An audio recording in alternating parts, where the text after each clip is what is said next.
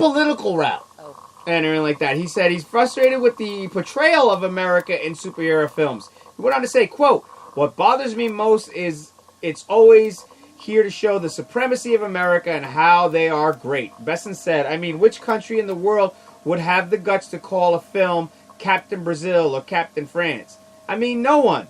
We would be like so ashamed and say, no, come on, we can't do that. They can. They can call it Captain America and everybody think it normal. I'm not here for propaganda. I'm here to tell a story."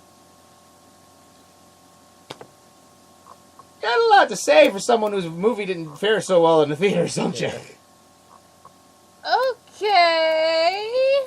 Yeah, but see, what gets me again, it's like, okay, and I'm not trying to start a political thing and whatever like that, but the point is, you say all that, but yet these are the same people that read the comic books and enjoy the comic books and say they enjoy the whatever, or if you want to have your country's pride or whatever the case may be, but yet you're willing to shield your movie to America really quick to make the American dollar. Yeah. So it's very hypocritical. It's more so a hypocritical stance. It is. It's like, don't be hypocritical. If that's the way you feel, then don't release your movie here.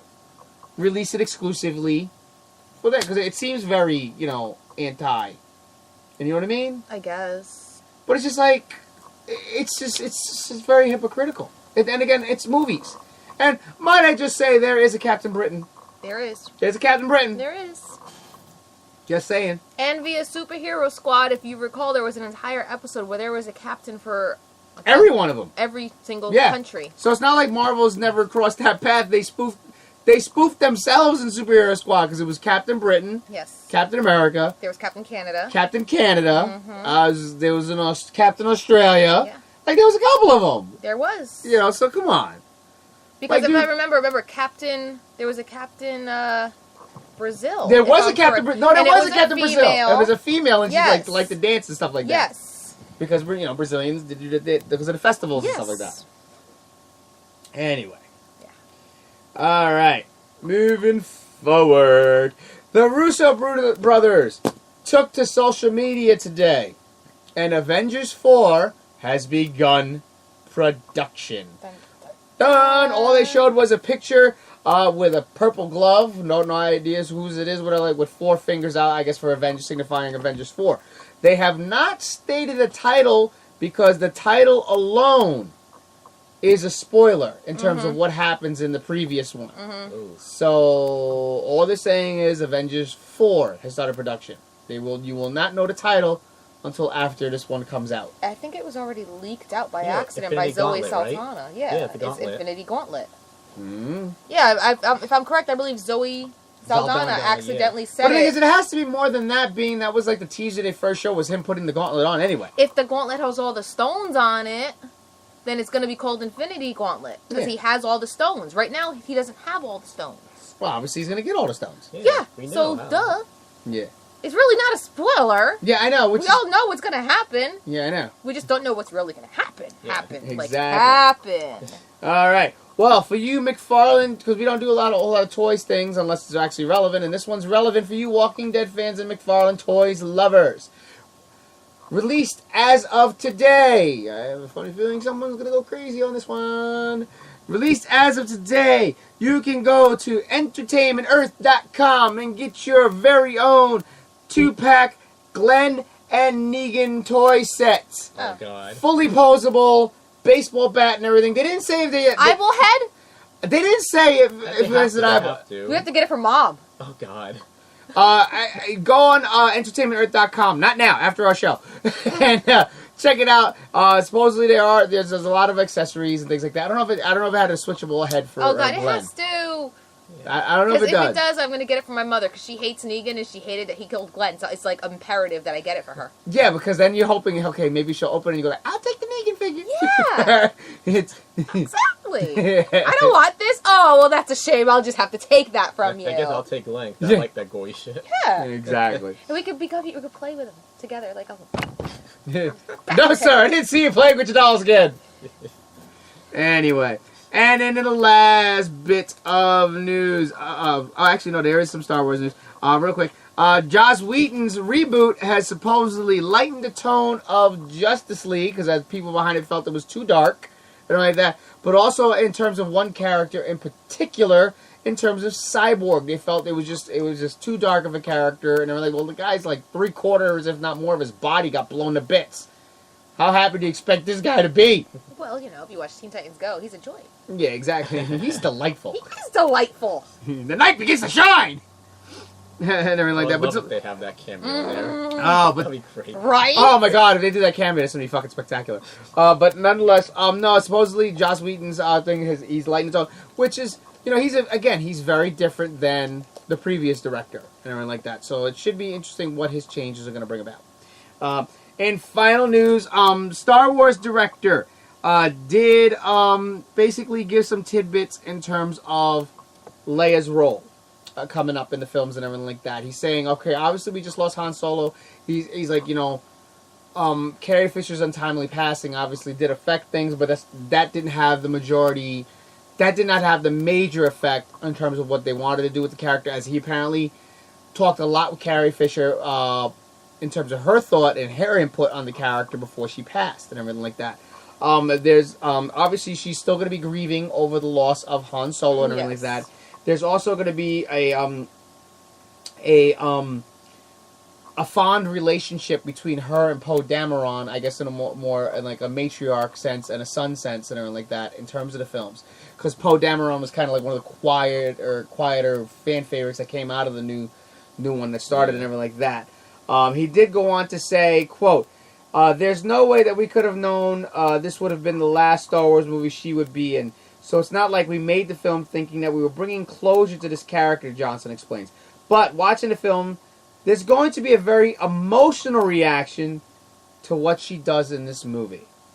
That's gonna, and he leaves it at that. So it's like, what does that mean? Like, what is, like, it's like such a huge mystery. Like, it's obviously it's from the sounds of it, it sounds like she's gonna sacrifice herself in a heroic way that. Yeah. But it's gonna break everybody's hearts. Yeah. People are gonna cry, definitely. Yeah, I think obviously, I honestly think, especially given the character that it is, it's gonna break people's heart while simultaneously being a tribute to her, and everything like that. Because like it's much different than the last one where Han Solo just died. We killed the character. You know, Harrison Ford is still alive, but we're talking about Carrie Fisher, who was supposed to go through the rest of the series, and now she's suddenly gone, sadly and prematurely.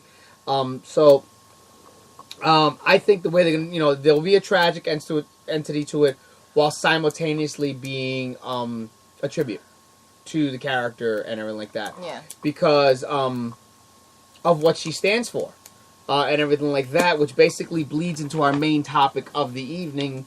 She's the foremother of the women's revolution. She's one of the first strong female characters in movies since the first one. Yeah. She was never really the damsel in distress. Oh, no. And everything like that. Never. So, before we bleed totally into our main topic, all I'm going to say is that is your nerd news of the week. Yes, it was.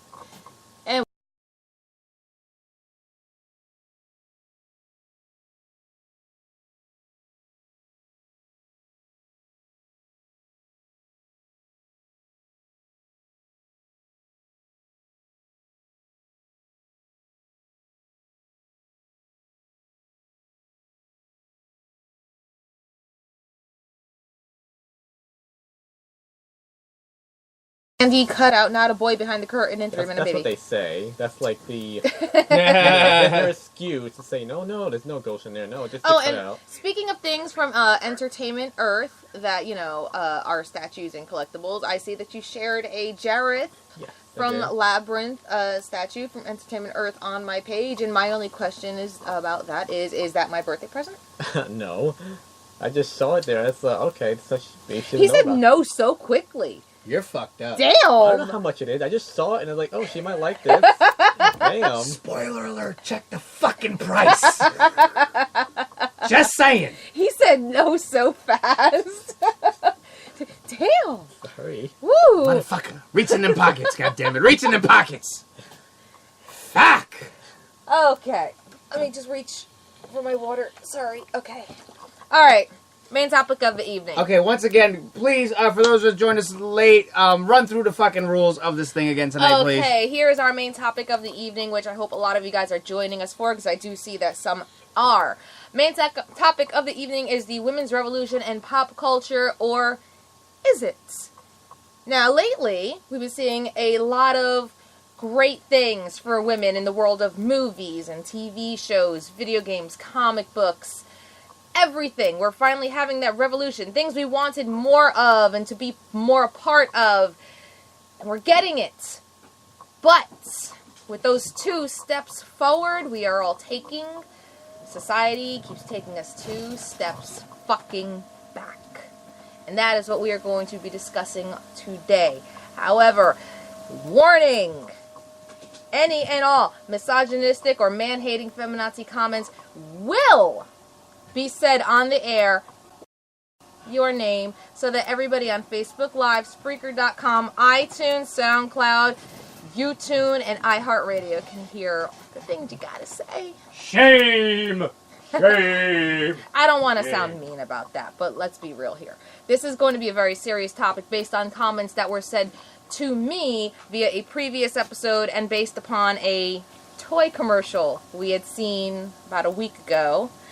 And we are just, as non-serious people as we are, making fun of everything under the sun, we felt it was time that we address this topic, because we're really sick and tired of being politically fucking correct. And again, we do have some substance, and it's been a while since we've done a round table discussion, so to speak. Yeah.